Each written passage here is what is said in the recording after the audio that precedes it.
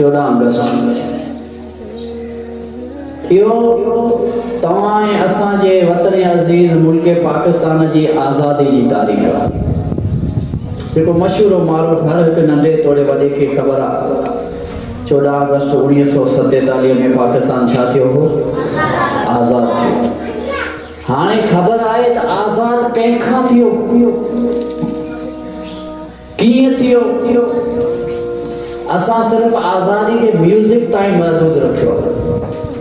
दौल शर्माइण ताईं बाजा वॼाइण ताईं तूतरियूं वॼाइण ताईं ऐं पंहिंजे चेहरे खे रंगीन रंगो रंगीन बनाइण सां असां इन ताईं महदूद कयो आहे त इहो आज़ादी आहे पर ख़बर न आहे आज़ाद कहिड़ी चीज़ खां थियो ऐं कीअं थियो ऐं अॻियां छा हूंदो हो गुज़श्ता साल भी बज़म जे अंदर प्रोग्राम रखायोसीं हुन में भी मूं ॿुधायो कायदे आज़म मोहम्मद अली जिन्ना जॾहिं हिंदू सिख मुसलमान हिकिड़ी धरती ते रहंदा हुआ त पोइ हिंदू जेका सिख हूंदा हुआ उहे मुसलमाननि सां इस्लाम सां नफ़रत कंदा हुआ छा कंदा हुआ छा कंदा हुआ तवज्जो आहे सभिनी जी नफ़रत कंदा हुआ पोइ कायदे आज़म हिकिड़े ॾींहुं पंहिंजे ख़िताब में पूरे हिंदू सिंध सिख मुसलमान सभिनी जी पब्लिक वेठल हुई उन्हनि सां मुखातिब थी करे चवण लॻियो त मूंखे इस्लाम जे अंदरि जेकी दाख़िल आहिनि ऐं इस्लाम खां जेकी ख़ारिज आहिनि उहो पाण में रहण में ॿई मुनासिब कोन पियो लॻे ऐं पाण में हिकु जहिड़ा मूंखे नथा लॻण नज़र अचनि असांजे मुसलमाननि सां इस्लाम सां सिखनि खे हिंदुनि खे नफ़रत आहे तॾहिं उन ख़िताब में ॿ टे मुखालिफ़ हुआ हिंदू हुआ ऐं सिख हुआ उथी बि रहिया कायदे आज़म मोहम्मद अली खे जिन्ना खे चवणु लॻा न इहो तव्हांजो ख़िताब ग़लति आहे तव्हां ग़लति पिया इहो बयानु ॾियो त असांखे मुसलमाननि सां नफ़रत आहे न असांखे नफ़रत न आहे उन टाइम उन्हनि जे जवाब जो तोड़ कायदे आज़म मोहम्मद अली जिन्ना पाणी जे गिलास सां पानी जो गिलास घुराए करे स्टेज ते जंहिं ते ख़िताब पे कयूं ते स्टेज ते पानी जो गिलास घुराई उन मजलिस में असेंबली जे अंदर जेके भी शुरका हुआ उन में इस्लाम जा पैरोकार मुसलमान भी हुआ हिंदू भी हुआ सिख भी हुआ सब वेठल हुआ उन्हनि मां पहिरीं सब मुसलमान खे घुराए उन गिलास मां पानी कुझु ॾिनई चिपी पानी मुसलमान थोड़ो पानी पीतो और स्टेज ते गिलास रखियो हाणे कायदे आज़म मोहम्मद अली जिन्ना ऐलान कयो त सिखनि मां हिकिड़ो उथी अचे इहो ई पानी पीए त सिख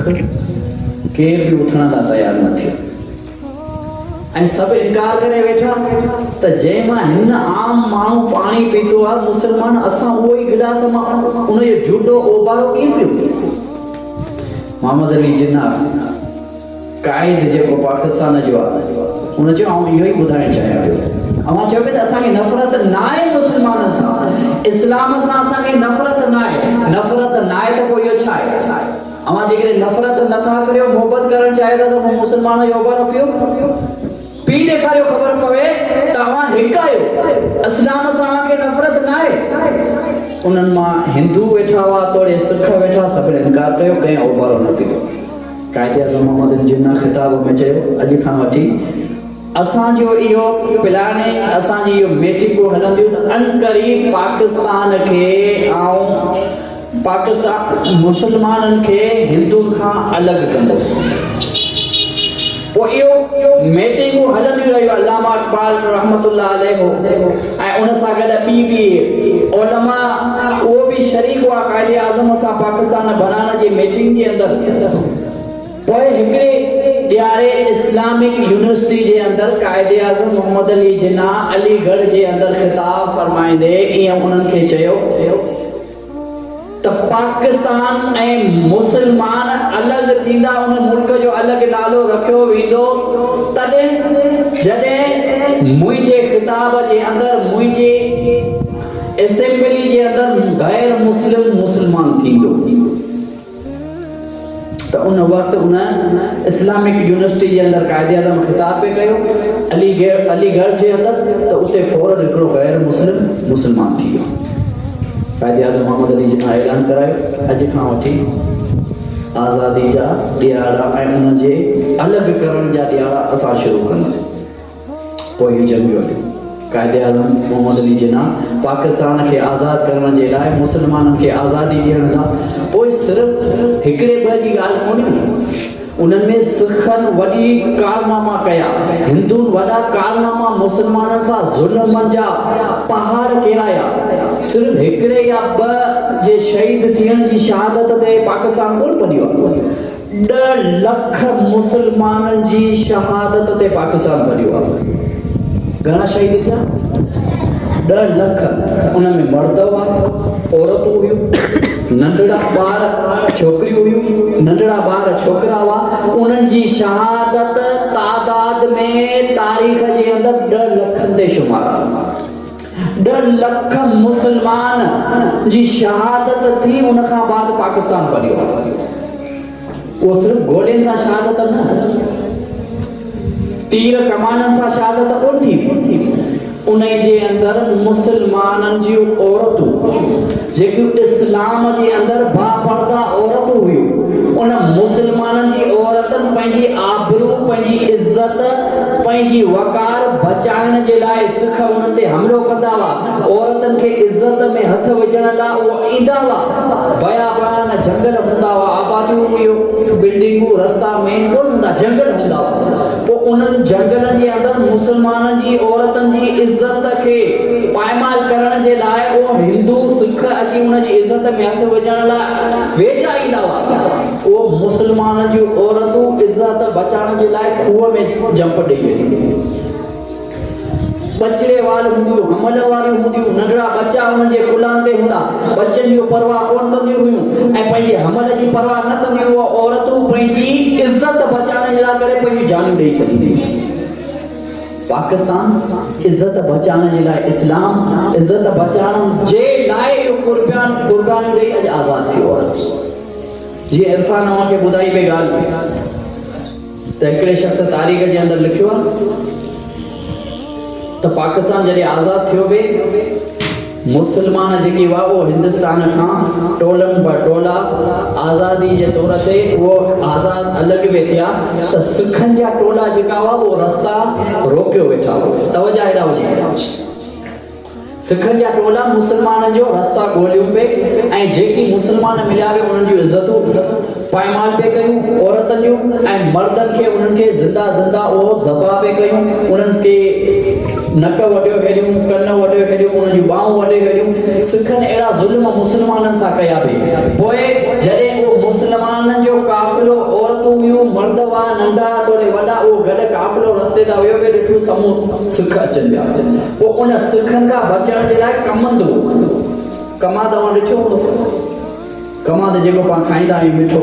उन कमाद जो फसल बीठो तयारु वॾो बीठो, उन में मुस्लमान पंहिंजे पाण खे इज़त बचाइण लाइ लिकी पिया।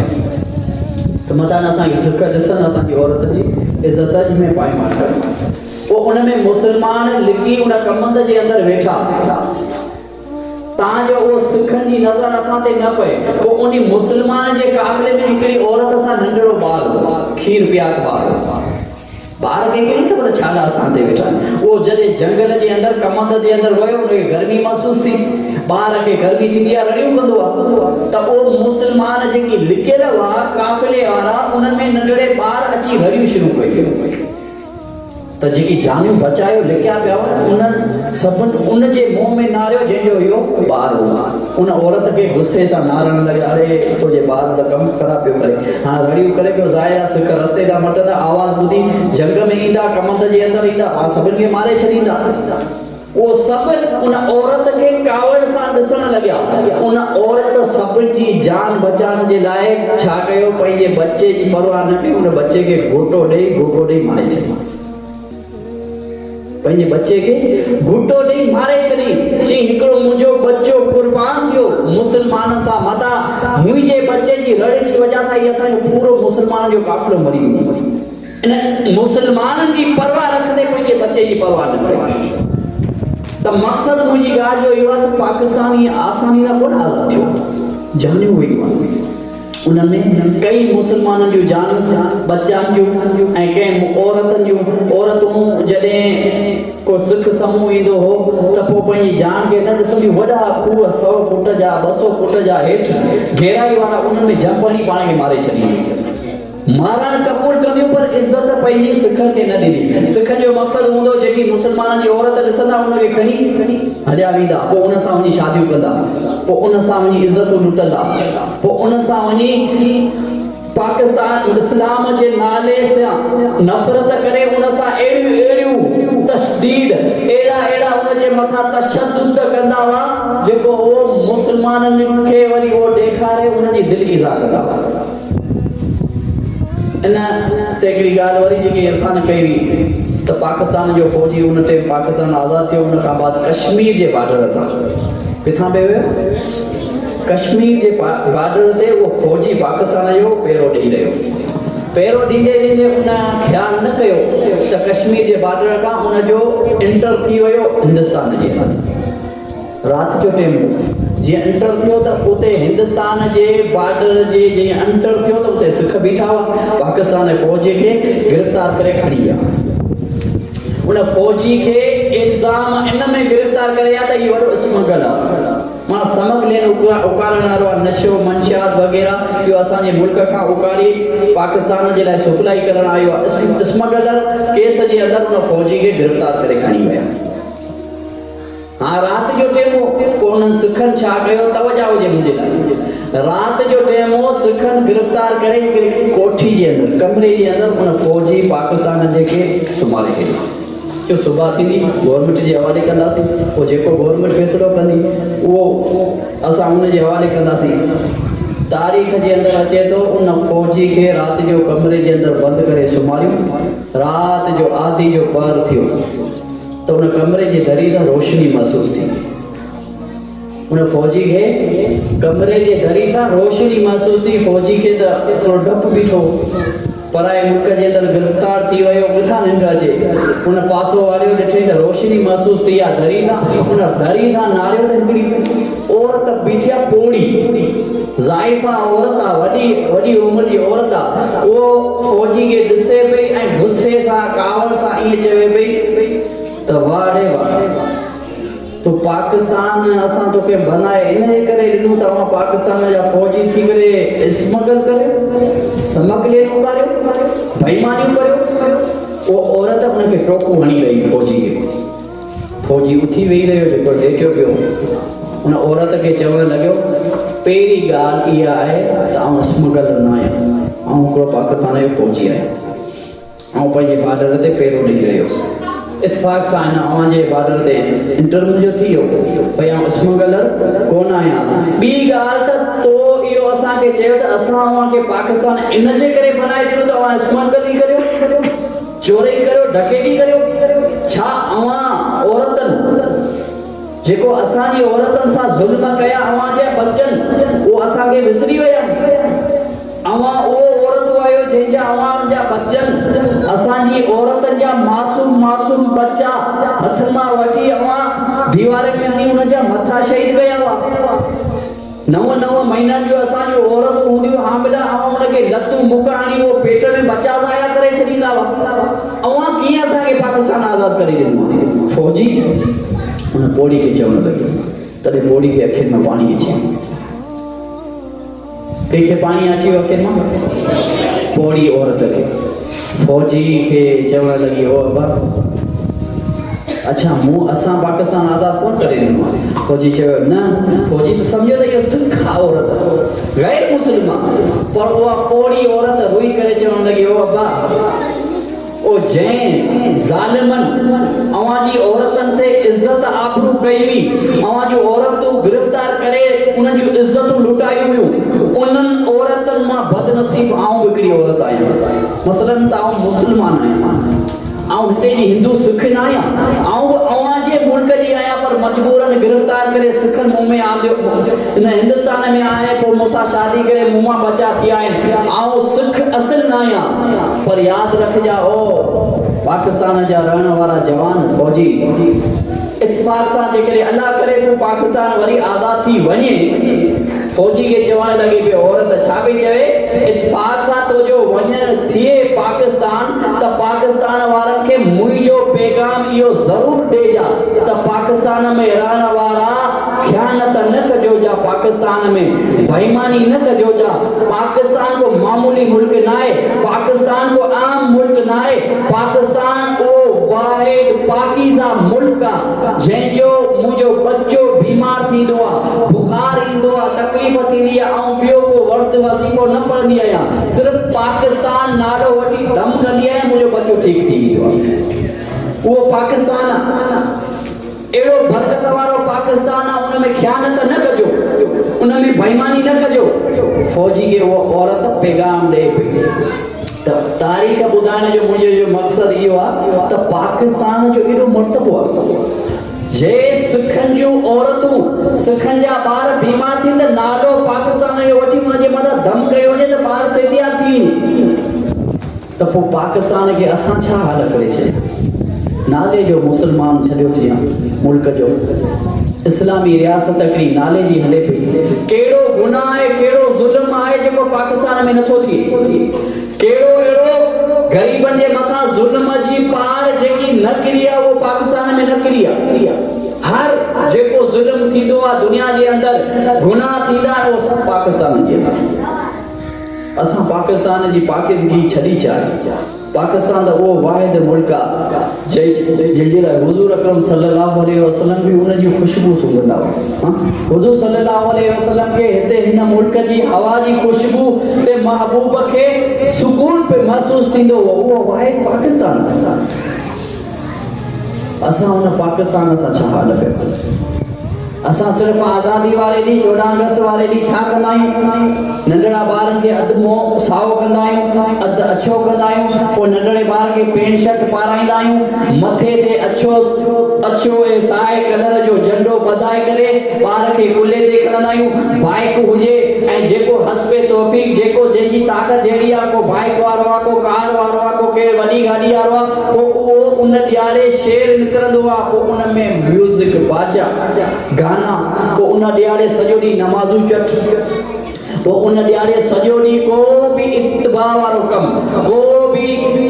मुसलमानियत वारो कमु कोन कंदा आहियूं सिर्फ़ु नाले जा मुसलमान ऐं चवंदा आहियूं छा आज़ादी पिया मल्हायूं भाई जंहिं मुल्क पाके आज़ाद करे ॾिनो आहे कायदे आज़म मोहम्मद अली जिन्ना उन जी मज़ार ते नाले जा नाम निहाद मुसलमान आज़ादी मल्हाइण जी ख़ुशी में उते पेचंदा कहिड़ो गुनाह आहे जेको नथा कनि उते ॿार वेठा आहियो मासूम ॿार आहियो जो कचो ज़हन आहे खे इहो पैगाम ॾियणु चाहियां पियो त पाकिस्तान जी आज़ादी ख़ुशी मल्हाइण जो मक़सदु इहो न आहे त माण्हू कायदे आज़म जी मज़ार ते वञे सेल्फियूं कढे को छोकिरी पराई गैर मोहरिम औरत ॾिसी उनखे तके उन छोकिरी सां बीह करे सेल्फी कढाए पोइ उन छोकिरी खे ठूठ हणे या उन छोकिरी सां को ॻाल्हि ॿोल करे या उन जो नंबर वठे अॼुकल्ह आज़ादी माण्हू ईअं पिया मल्हाइनि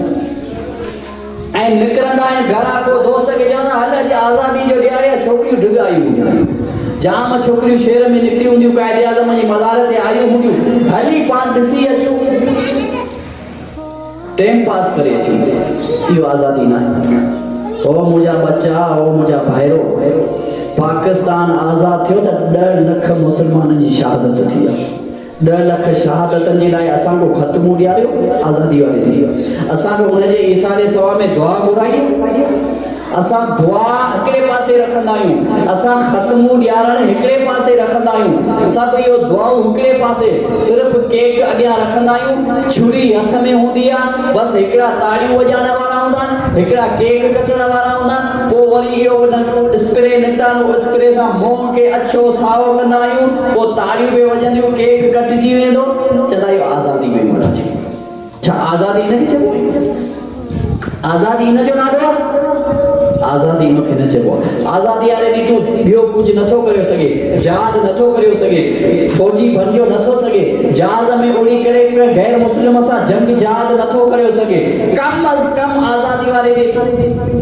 गरीबाने हस्बी तौफीक जे मुताबिक़ आख़िरकार जेतिरा शहीद थिया उन लाइ दुआ त घुरी सघे थो ऐं उन आज़ादी वारे ॾींहुं बि नमाज़ तूं क़ज़ा न करे उन नमाज़ जो सवाबु उन्हनि शहीदनि जी शहादत वारे हवाले सां उन्हनि जी रूहनि खे त पुॼा त पाकिस्तान आज़ादु थियो आहे ऐं पाकिस्तान जे लाइ कम अज़ कम एतिरी दुआ घुर त मुंहिंजा मौला नाले जा असां आज़ादु आहियूं बसि इहो बि शुक्र अदा करियूं था त पाकिस्तान आज़ादु आहे गैर मुस्लिमन खां आज़ाद आहे इहो मञूं था त ॿिया मुस्लमाननि जा उते राहु गैर मुस्लिम मुल्कनि जे अंदरि रहंदा उन्हनि जे लाइ आज़ादी न आहे उहो जीअं गवर्नमेंट गैर मुस्लिम चवंदी आहे उन्हनि खे ईअं करिणो पवंदो आहे जीअं मिसाल असां कुर्बानी जो मौक़ो अचे थो तवजा सां ॿुधो कुर्बानी जे मौक़े ते कंहिंखे इहो बंदिश आहे त कंहिं या ढगो ज़बा न करे कंहिंखे कोन्हे पाकिस्तान में जेको चाहे कंहिं ज़बा करे जेको चाहे ढगो ज़बा करे जेको चाहे बकरो ज़बा करे पर हिंदुस्तान जी गवर्नमेंट जे तरफ़ खां पाबंदी आहे मुस्लमान रहनि पिया उन्हनि में कंहिंखे इहो ज़रूरत न आहे जेको ॿिए जी कुर्बानी करे ॿिए जी कुर्बानी इंडिया में कोन थींदी आहे छो त उहो कंहिं जा पुॼारी कंहिंखे बुज़ुर्ग सम्झंदा अलाए छा छा सम्झंदा पोइ उनजा पेशाब पीअंदा पोइ कंहिंखे ज़बा कराइण हिंदुस्तान में कुर्बानी जे लाइ या तोड़े ॿिए ख़ैर जे लाइ कंहिं बीमार थींदी त पोइ उनखे मुस्लमाननि खे ज़रूरत न आहे जेको ॿिए खे ज़बा कनि छो त उहो आज़ादु न आहे उहो ॿी जी हुकूमत में रहनि था क़ैद आहे उनजे करे मथां उनजे मथां इस्लाम जे लाइ हेर मोकिली क्लिप ॿुधी हुई हिंदुस्तान जो हिकिड़ो ख़तीब हुनजी रोशनदीन नालो छा नालो आहे गुलशाद इंडिया जो असदुद्दीन जी मूं क्लिप ॿुधी त हिंदुस्तान जे अंदरि असेंबली जे अंदरि हिकिड़ो बिल पेश थियो आहे त जेकॾहिं मर्द कंहिं औरत खे 3 तलाक ॾेई वरी जेकॾहिं पंहिंजे वापसि घुराइणु चाहे त घुराए सघे ॾिस कहिड़ो इस्लाम जे ख़िलाफ़ु उन्हनि जो बिल आहे उन मर्द खे इख्तियार आहे जेकॾहिं पंहिंजी औरत आहे 3 तलाक खां बाद घुराए तजदीद निकाह खां बग़ैर पंहिंजी इंटर में निकाह में आणियो सघे थो को बि उनजे मथां को बि कारवाई कोन कई वेंदी को बि शरीयत जी मुमानत न आहे अहिड़ा बिल तॾहिं पेश थींदा जेको उहो आज़ादु न आहे इहो रब जो शुक्र आहे जेको पाण इन चीज़नि खां बचिया पिया आहियूं ऐं हाणे त इहो पाकिस्तान जे अंदरि बि बिल पेश थी पिया त हीअं म्यूज़िक टीचर लॻाया वञनि जेको ॿारनि खे डांस करणु सेखारीनि ऐं म्यूज़िक वॼाइणु सेखारनि हाणे इहो पाकिस्तान जे अंदरि बि इहो आस्ते आस्ते बिल पेश थी पिया पर अल्लाह ताला खां इहो ई आज़ादी वारे ॾींहुं दुआ घुरियो त अल्लाह साईं जेको असांखे आज़ादी वारे नाले सां मुल्क मिलियो आहे उनखे मज़ीद वतन अज़ीज़ पाकिस्तान जी हिफ़ाज़त करणु उन्हीं गैर मुस्लिम जी साज़िशुनि खां उन्हीं जी पॉलिसियुनि खां बचाए हमेशह उन जी मोहताजियुनि खां बचाए ॾिसूं पिया साल ब साल हर हुज़ूर सल्लल्लाहु अलैहि वसल्लम त तॾहिं फरमायो त अॼोके ॾींहुं खां सुबुह को ॾींहुं सुठो न हूंदो अॼोको ॾींहुं जेको गुज़रियो आहे उहो सुबुह के ॾींहं खां सुठो आहे इहो तॾहिं साल ब साल जेको बि हुकुमरान जेको असांजे लाइ अचे थो त उहो ज़ुल्म जा पहाड़ पियो पंहिंजा 3 साल कढियो वञे को 4 साल कढियो वञे पंहिंजे मफ़ाद जे लाइ आख़िर वरी रुली उहो ई आवाम पई आहे पर उन जे लाइ 14 अगस्त वारे ॾींहुं दुआ करियो अल्लाह साईं असां क़ौम जे मथां ग़रीब आवाम जे मथां रहम फरमाए असांजी मदद फरमाए बाक़ी असां जेकॾहिं नची कुॾी म्यूज़िकनि सां आज़ादी मल्हाई त फ़र्क़ु कहिड़ो पियो असां को बि वतन अज़ीज़ लाइ दुआ न घुरी असां उन जे लाइ दुआ ख़ैर न घुरी उन शहीदनि जे लाइ दुआ न घुरी सिर्फ़ु कपिड़ा रंगीन पाए करे ग़रीबानो हाल घर में अटो न आहे ॿारनि खे उन आज़ादी वारे ॾींहुं रंगीन कपिड़ा वठी ॾींदासीं अच्छी शलवार साई खमीस बाबा पाकिस्तान जी आज़ादी जो झंडे जो कलर आहे छोकिरे खे कपिड़ा वठी ॾे हां हिकिड़े ॾींहं जे लाइ उहो 1500 या 2000 सूट जा भर इहो 1500 2000 तूं कोई ग़रीब खे ॾेई छॾ हां तू वही घर में दुआ खैर करे वो गरीब के कहीं के ॾेई त पाकिस्तान खे सवाब मिलंदो पाकिस्तान जे लाइ वो तो जे लाइ बेहतरीन आहे या वो छोरे के तो जे वो कपड़ा हुजे अच्छी शलवार हुजे साई कमीज हुजे उन ही अच्छी शलवार में छोरो मुटे पियो हां उन में ही हंगे पियो उन में वॉशरूम पियो करे काकुस पियो करे इहो कहिड़ो पाकिस्तान जी सखावत हां सुबह ॾिसंदा मीडिया ते ॾिसो फेसबुक ते ॾिसो छोरनि खे अहिड़ो बनाईंदा जहिड़ो त इहे उन पंहिंजा औलाद माइट ई कोन सुञाणंदा हीउ मुंहिंजो छोरो पियो के अहिड़ो कार्टून बनाए छॾींदा अधु चहिरो कहिड़ो अधु सिसी कहिड़ी कपिड़ा ॿिया शलवार ॿी ईअं न भरायो हिकिड़े ॾींहं जे लाइ एॾा रंग रूप न करियो पाकिस्तान जी ख़ुशी मल्हायो था झंडा भले हलो